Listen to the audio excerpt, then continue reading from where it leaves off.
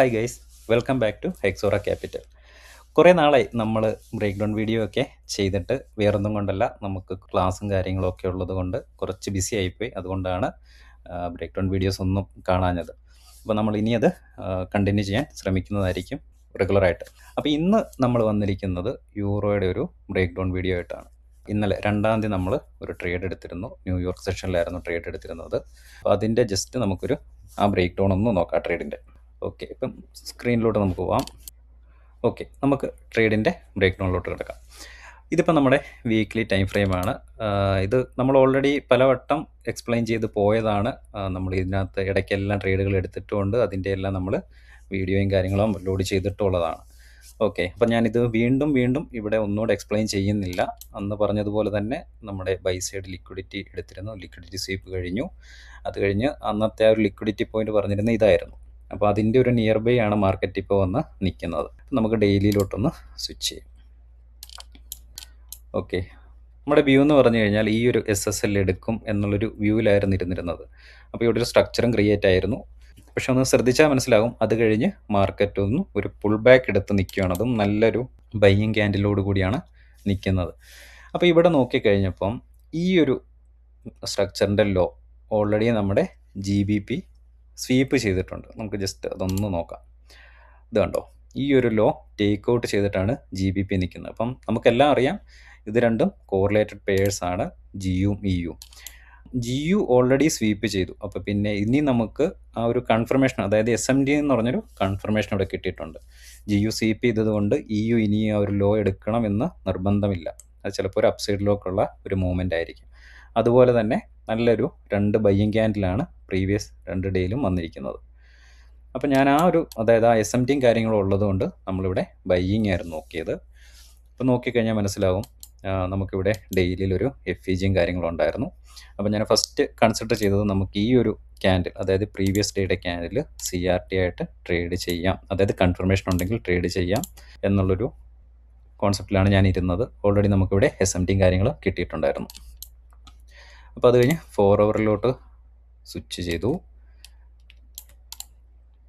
ശരിക്കും ലണ്ടനിൽ ഞാൻ ഈ ഒരു ട്രേഡ് നോക്കിയിരുന്നു, പക്ഷേ ഇവിടെ എനിക്ക് വ്യക്തമായ കൺഫർമേഷനോ കാര്യങ്ങളോ ഒന്നും തന്നെ കിട്ടിയില്ല. എന്നാൽ ആ സമയത്ത് SMDയോ കാര്യങ്ങളോ ഇല്ലായിരുന്നു ആ ഒരു ടൈം ഫ്രെയിമിൽ. അപ്പം ഈ ഒരു ക്യാൻഡിൽ, ഈ ഒരു തിക്ക് ബോഡിയോട് കൂടിയ ക്യാൻഡിൽ, ഈ 4 അവർ ക്യാൻഡിലായിരുന്നു ഞാൻ CRT ആയിട്ട് ലണ്ടൻ ടൈമിൽ ട്രേഡ് ചെയ്യാനിരുന്നത്. പക്ഷേ കൺഫർമേഷനോ കാര്യങ്ങളോ ഒന്നും ഇല്ലാഞ്ഞതുകൊണ്ട് ഞാനത് ഉപേക്ഷിച്ചിരുന്നു. അത് കഴിഞ്ഞിട്ടാണ് ഞാൻ നമ്മുടെ ന്യൂയോർക്ക് സെഷനിൽ എങ്കിൽ ട്രേഡ് നോക്കാമെന്ന് വിചാരിച്ചത്. അപ്പോൾ ഇവിടെ നമുക്ക് ഡെയിലി FEG ഉണ്ട്, അതുപോലെ 4 അവറിൻ്റെ FEGയും ഹോൾഡിംഗ് ആണ്. പിന്നെ ആ സമയത്ത്, ന്യൂയോർക്കിൻ്റെ ആ സമയത്ത് ഒരു അഡീഷണൽ കൺഫർമേഷൻ എനിക്ക് കിട്ടിയത് നമ്മുടെ ഈ ഒരു ബ്രേക്കറിലും മാർക്കറ്റ് വന്ന് ടാപ്പ് ചെയ്തു. അതൊരു അഡീഷണൽ കൺഫർമേഷനായിട്ടൂടെ ഞാൻ എടുത്തു. എന്നിട്ട് നമ്മൾ CRT ആയിട്ട് ഞാൻ കൺസിഡർ ചെയ്തത് ഈ ഒരു ക്യാൻഡിലാണ്. ഈ ഒരു ക്യാൻഡിലിനെ CRT ആയിട്ട് മാർക്കറ്റ് കട്ട് ചെയ്യാം.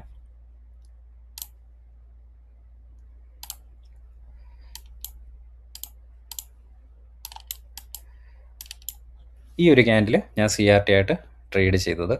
ഓൾസോ നമുക്ക് നോക്കുവാണെങ്കിൽ ഈ ഒരു സ്ട്രക്ചറിൻ്റെ ഡീലിംഗ് റേഞ്ച് നോക്കുകയാണെന്നുണ്ടെങ്കിൽ ഡിസ്കൗണ്ടിലുമാണ് മാർക്കറ്റ് നിൽക്കുന്നത്.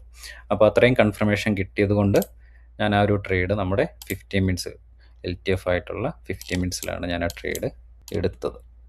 നോക്കാം.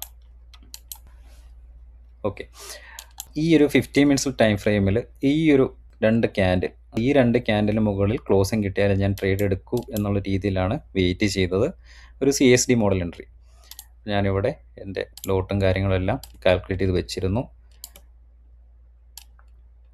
SL നമ്മുടെ ആ ലോയ്ക്ക് തൊട്ട് താഴെ. അതുപോലെ നമ്മുടെ CRT ക്യാൻഡിലിൻ്റെ ഹൈ പോയിൻ്റ് എന്ന് പറയുന്നത് ഇതാണ്, 4 അവറിൻ്റെ.